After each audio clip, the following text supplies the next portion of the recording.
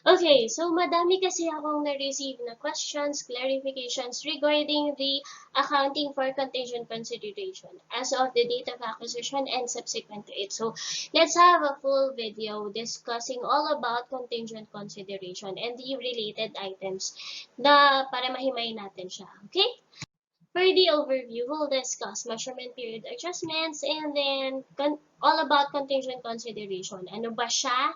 And then the rationale, bakit ba may mga business combination transactions na nag-a-arrange ng contingent consideration? Ba't kailangan pa siyang isama? So, ano yung reason for that? And then, how do we record contingent consideration? And of course, the measurement, how much?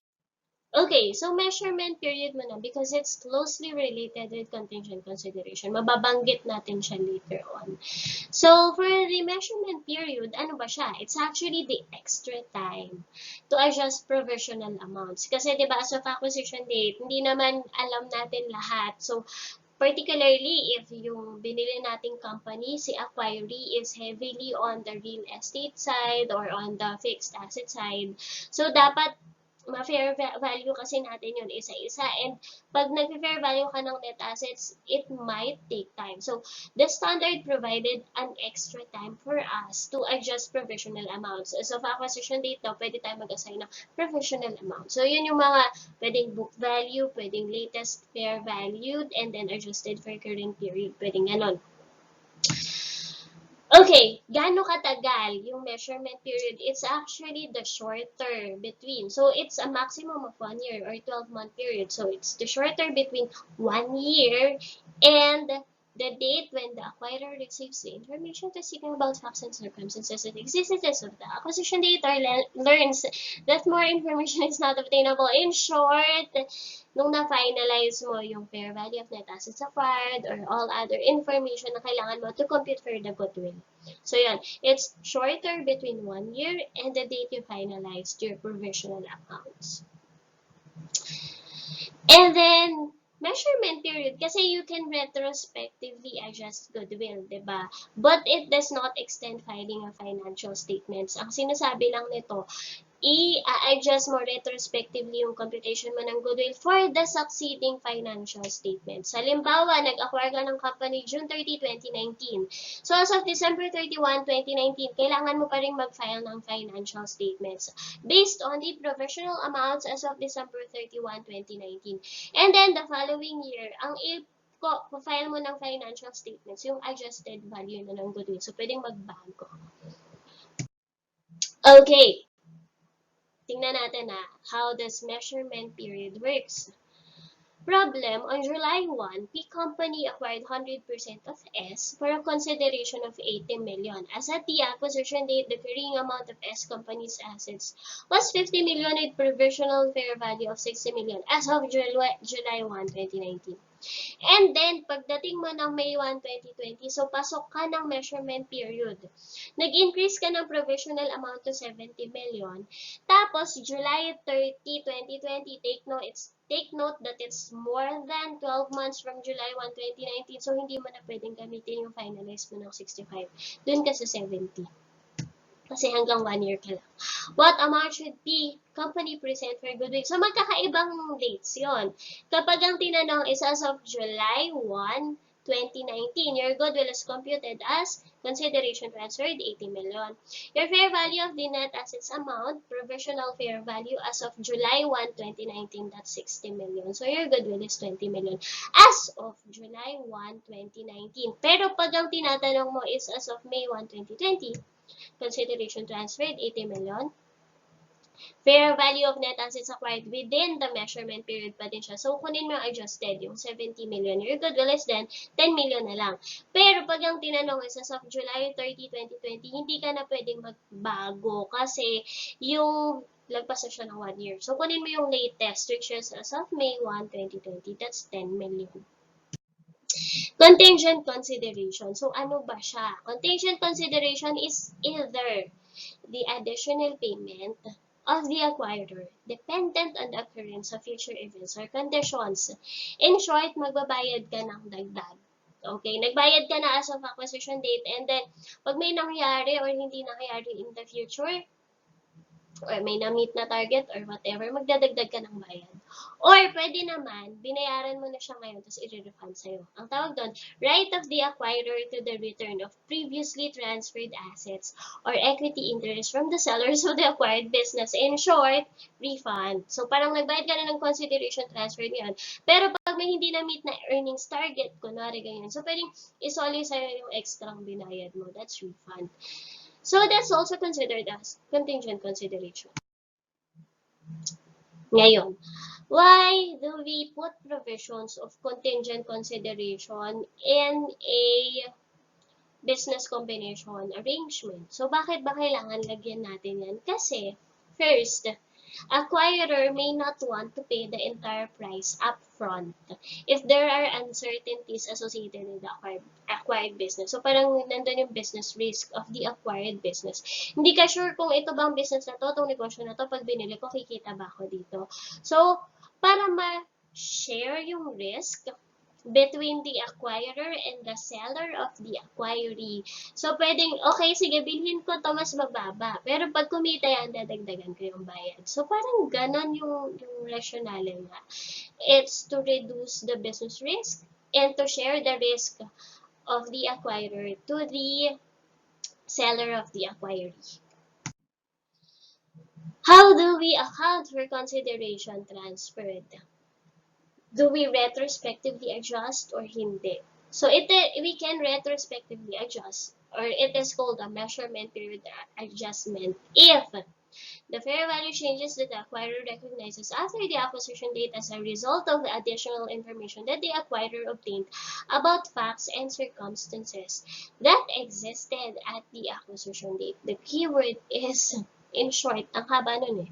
So, the keyword, measurement period adjustment siya kapag yung nangyari or yung nalaman mong information is actually already existing as of the acquisition date. Hindi siya measurement period otherwise. Okay? So, kapag nag-exist na yung adjustment mo na yun as of acquisition date, that's a measurement period adjustment. Otherwise, hindi siya measurement period adjustment. So, you cannot retrospectively adjust goodwill or gain on bargain purchase computation. Okay, halimbawa, measurement period adjustment siya kapag nagkaroon ka ng remeasurement sa fair value pala ng contingent consideration mo as of acquisition date. Nagkaroon ka ng typo or na mali yung info. Pero as of that acquisition date, yun na yung fair value niya. Pwede mong i-adjust yun. Pero kapag nangyari yung events after the acquisition date, hindi na siya measurement period adjustment. Kunwari, meeting an earnings target, reaching a specified share price, or reaching a milestone on an R&D project.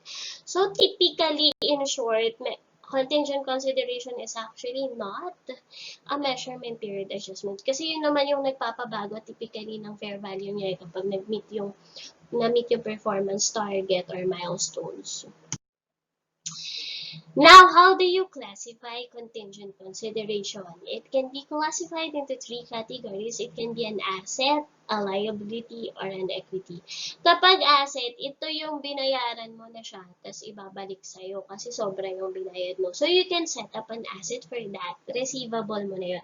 A right to return of a previously transferred consideration. So, siya yan.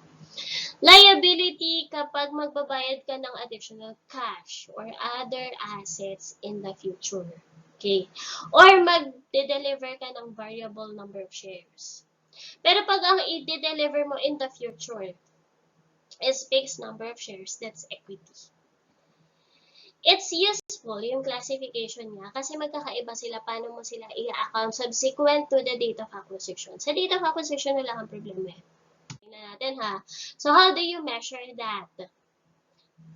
Asset or liability or equity. Okay. As of acquisition date, wala kang problema. Lahat sila measured at fair value. But subsequent to the acquisition date, kapag asset or liability P&L, or if it's dealing with or other applicable standard. Okay? Pero kapag equity, hindi mo siya nire-measure. Ganun na lang siya forever. So, ang measurement mo doon, the acquisition date fair value. Tapos, any changes, nasa equity pa din siya. I mean, the measurement is not taken up, pero it will be forever within the equity. Hindi mo siya nire-reclassify to other account outside equity. Let's try to solve a problem. So, acquirer bought all shares of acquiree for 700,000 cash. The portion of the consideration results in fair value allocation of 35,000 to equipment and goodwill of 88,000. Book value is 600,000. At the acquisition date, acquirer also agrees to pay acquiree's previous owners an additional 100,000 cash. We assume it's cash. If acquiree earns 10% return on fair value, the question is journalize entries in the books of the acquirer or the requirement to return. So how do we journalize? Or ating pa yung accounting entries mo dyan, compute muna natin ha. The consideration transferred is 700,000 cash. Tapos meron kang contingent consideration, fair value as of acquisition date. Di pa natin alam kasi di binanggit. Pero i-squeeze natin sa formula. Your fair value of the net assets acquired is the book value of 600,000 plus 35,000 excess of equipment. So that's 635,000. And then yung goodwill mo is 88,000. I-squeeze mo, your fair value of contingent consideration is actually 23,000. Then your entry as of acquisition date is investment in subsidiary, which is the total consideration transferred, including the fair value of the contingent consideration, 723,000, credit cash, kasi nagbayad ka, credit the liability for the contingent consideration of 23,000. Okay. Tapos kapag nag-remeasure ka naman, ang entry mo dyan ay, kasi 'di ba recorded mo lang siya 23,000. Tapos biglang ang babayaran mo na siya upon settlement is 100,000. So, 23 lang yung recorded liability mo, pero ang babayaran mo 100,000. You have to recognize an additional liability, 77,000. And then the remeasurement of the liability is charged to P&L. Either an expense account or other charges account, basta within P&L, because you remeasured a financial liability. So, credit liability, 77,000. That's it. What if naman, okay, solve tayo ng ibang problem ha. Instead of the financial liability, mag-i-issue ka ng fixed number of shares. So, that's equity. So, same problem siya. Binago ko lang ang, yung mga naka-red natin dyan, or maroon ba yan? Maroon. Instead of magbabayad ka ng 100,000 cash, ang gagawin mo, mag-i-issue ka ng fixed number of shares, which is 1,000 shares, 10 peso per value. Okay. So, ganun ba din yung computation mo? Your fair value of contingent consideration of the 1,000 shares to be issued in the future is still 23,000. Your entry as of January 1 is pareho pa rin. Debit investments, 723 credit cash. Credit! Ito lang magkaiba. Kanina, di ba, liability kasi you have to pay financial liability. I mean, you have to pay cash in the future. So, that's financial liability. Ngayon, instead of a liability account, you're charging a PIK or any other account within equity. Basta nasa equity siya. So, the closest account, wala namang in-specify eh.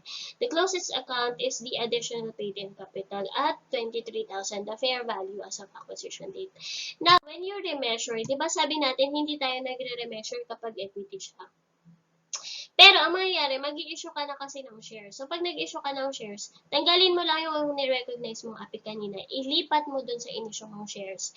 Which is, di ba, 10 peso par, tas 1,000 shares. So, that's 10,000 common stock. And then, the excess is 13,000.